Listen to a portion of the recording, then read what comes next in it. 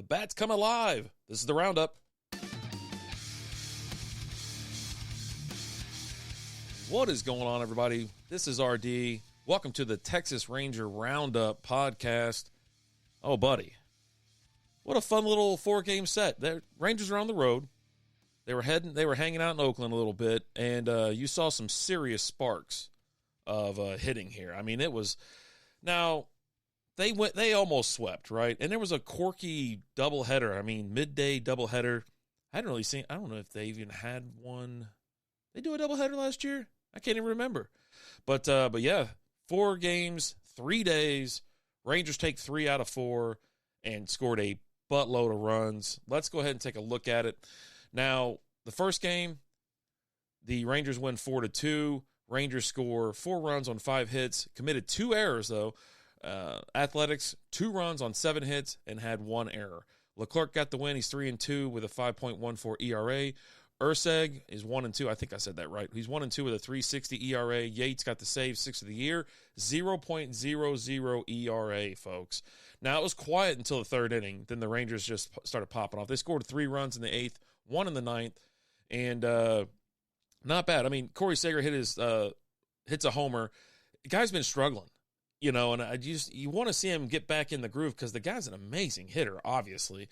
He hit to center field, homer. Tavares scores, and then Jankowski knocked in Josh Smith. Knocked in Evan Carter. Apologies on that. But, yeah, nice little comeback win. Athletics scored 1 in the 2nd, 1 in the 5th, and so the Rangers had to come back. Listen, Oakland's not a terrible team. I said it before. They're not awful. So these wins are going to matter, right? They're going to count. They're going to give you a little grit. Moving on to Game 2. You already know the story. It was the 10-run second inning that blew this thing wide open, and then they tacked on 4 in the 4th. Anyhow, Rangers 15-8, total domination. Why? I say total domination, but the Athletics still scored 8 runs. All right? Urania got the win. He's 1-2 with a 3.86 ERA. Stripling got the loss. He's 1-6 with a 5.14 ERA. Rangers scored 15 runs on 19 hits, 2 errors. Athletics 8 runs on 7 hits and 2 errors. Again, Rangers started off the game. How many times has Marcus Semien led the game off with a homer? He bombs one to center field. It was a line drive, but still gone. Gets things going, and then the Rangers in the 2nd inning just take the A's to Pound Town. 10 runs. 10 freaking runs. Athletics do counter with 2. Rangers put on 4 more in the 4th. Athletics counter a little bit in the 6th with 2. 1 in the 7th, 3 in the 8th. So it's not like, when you put up that many runs, it's still weird to give up 8 runs, right? But tons of scoring, home runs, doubles, triples. I mean, it was just bonkers. They were just walking around the bases. It was like one of those cartoons from the 80s. Then here we go with the early day, the first of the doubleheader. Rangers, they draw. I was like, man, they're playing so good. We might get some action. I mean, could we win 3 in a row? In this series? And no, the answer is no. And they tried, obviously. Sears gets the win. He's 3-2 with a 4.20 ERA. Lorenzen gets the loss. He's 2-2 with a 4.66 ERA. Rangers score 4 runs on 8 hits, no errors. Athletics 9 runs on 10 hits, no errors. Again, scoring the first, and then Athletics, they don't counter until the bottom of the 2nd. They score 2, take the lead. Rangers tied up in the 3rd, and then take the lead in the 4th with 2 runs, and the Athletics tie it back up with 2 in the bottom of the 4th, and then just start tacking on runs from there. 1 in the 5th, 1 in the 6th, 3 in the 7th. So they took the lead in the 5th, never turned back. Never looked back. Now, I haven't been looking at players of the game, and I do want to take a look at that. Let's go ahead and look at the previous game, right? Semien, 4 for 5, a homer, a double, 5 RBIs, 3 runs. Heim, 4 for 4, 2 RBIs and 3 runs. McCann went 2 for 4, a homer, a double, walk, RBI, and 3 runs. And then let's catch up to this game. Langeliers, you cannot pitch to this guy. Quit pitching to him. He eats pieces of S like you for breakfast. I'm telling you. Just start walking this guy. 3 for 4, a homer, a triple, a double, 5 RBIs, and a run. Do not pitch to this guy the rest of the year. I mean, I doubt they're going to have I think they're going to play like one more time, and that could be a loose maybe. But anyways, Rooker got the second top performer, 3 for 4, home run, a double, 3 RBIs, 3 runs. Simeon, 3 for 5, a homer, RBI, 2 runs. Yeah, not bad for the early game, but they end up just losing. You got to stop pitching to this guy. I'm not even. He's driving us crazy. He really is. Anyhow, late game on Wednesday. Rangers get the win back. They win 3 out of 4 in Oakland. Let's take a peek at the box here. 12 runs on 16 hits, 16 freaking hits, and 1 error. Athletics 11 runs on 14 hits and 1 error. Now this did come down to the wire. Nobody scored in the first, but in the second, Rangers put up 1, Athletics put up 2. Rangers put up 4 in the third. Athletics countered with 2. Both teams put up 2 in the fourth. Then nothing to hear from either team in the 5th, 6th, and 7th. Rangers pop out 3 in the 8th. Athletics counter with 1. And then the 9th inning, Rangers tack on 2 more runs. Much needed 2 more runs because the Athletics put up 4 more runs in the 9th. Oh, unbelievable. Robinson gets the win. He's 2-0 with a .87 ERA. Beto is 0-1. Whatever you say his name's 13.50 ERA. Yates, 7th save of the year, .56 ERA. I think that's his he finally gave up some runs, some earned runs. Crazy, huh? Lowe got the top performers. Lowe got number 1 here, 2 for 4 with 2 walks, 3 RBIs, 2 runs. Toro, 3 for 5, a double, walk, RBI, and 2 runs. Langeliers, 2 for 5, home run, 3 RBIs, 2 runs. I swear to God, I don't know why they're not walking this guy. I don't know when they play next. I don't even know if they will play again. I haven't looked that far ahead in the schedule, but Jesus, don't pitch to the guy. He's got your number. He's got your frickin' number. All in all, good series. You take 3 out of 4, which is very good. I mean, I was talking like at least a split, right? That's what you're hopeful for. And then they end up taking 3 out of 4. It would have been nice for a little sweep action, to be honest with you, but you can't be greedy. I think taking 3 out of 4 on the road against a decent team. I know it's the Athletics. I know the A's, but they are still a decent team this year. They're somehow winning. I do like this little tidbit I heard on the ticket. No one's going to the games, right? Like 2,000, 3,000, 4,000 people show up just inside, right, that buy tickets. Now, in the parking lot, I heard it's packed. It's like a party out there. And this is the greatest little – I like this because they say that the parking lot's packed. They think it's, oh, man, we're going to have a great game today, and no one leaves the parking lot. They stay there and party because the money the parking lot generates, the money from there goes to the city and not to the A's. I thought it was hilarious. I was like, the fans out there are just dying. I mean, obviously they're moving to Las Vegas, but nothing's going to change unless you change ownership. So anyways, that's a whole nother conversation. That's for a SB Baseball podcast. Check those guys out. I say those guys. I'm one of those guys, but Alan does a week or a daily show, drops it a little recap, little 2 to 4 minute recap of the games from the previous day.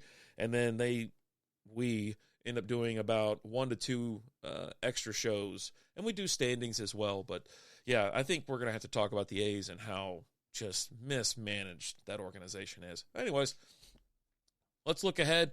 Upcoming series, 3 games with the Rockies, the Colorado Rockies. So you're talking Friday, Saturday, and Sunday. They're still on the road. Got 3 games left. Now the Rockies are 5th in the National League West.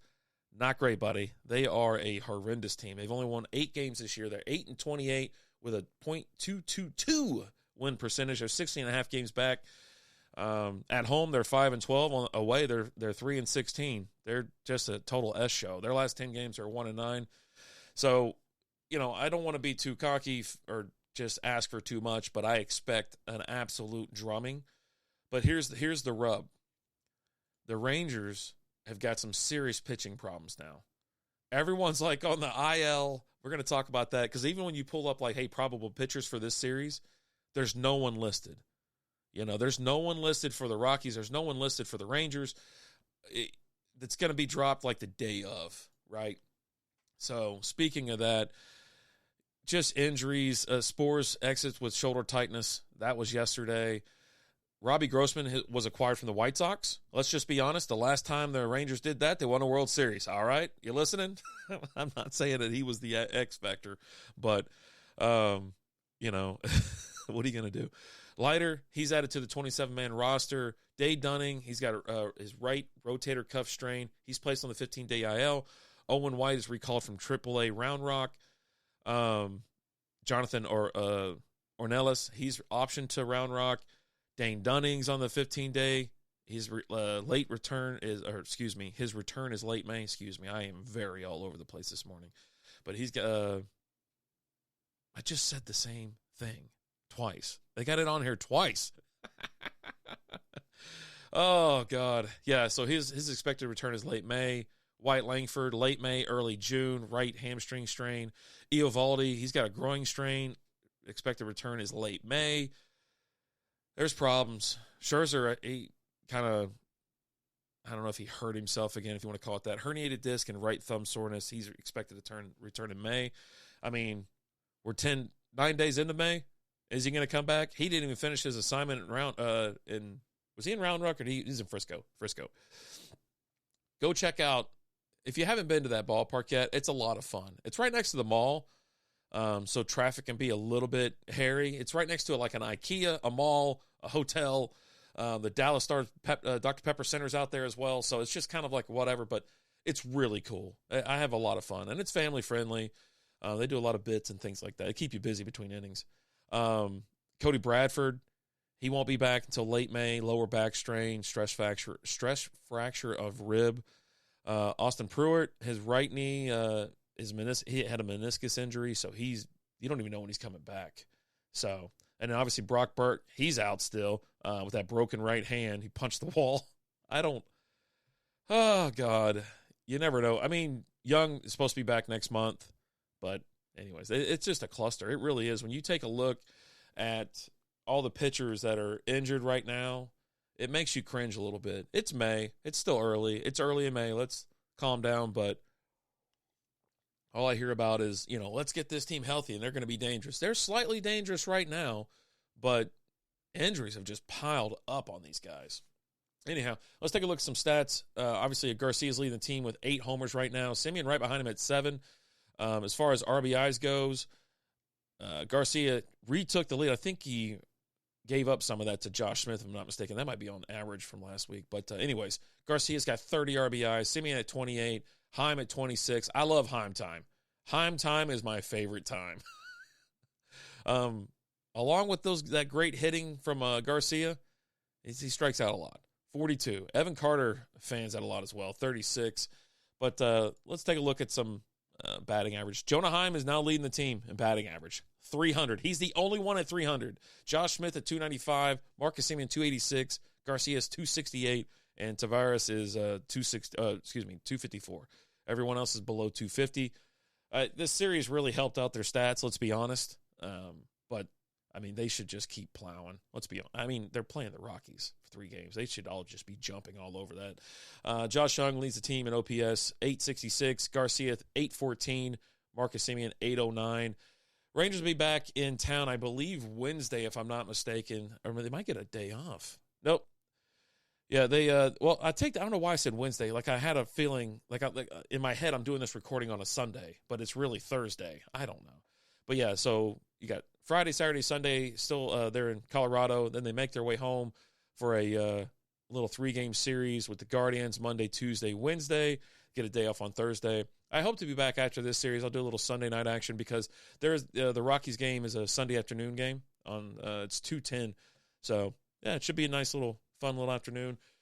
Oh, it'll be on Mother's Day, so if I don't talk to you on Sunday, all the mothers out there, happy Mother's Day. You know what? I'm out of here. I'm RD. This is the Texas Ranger Roundup. Let's go, Rangers. Let's go, Rangers! Let's go, Rangers! It's not loud enough. Let's go, Rangers! Thanks for listening to the Roundup.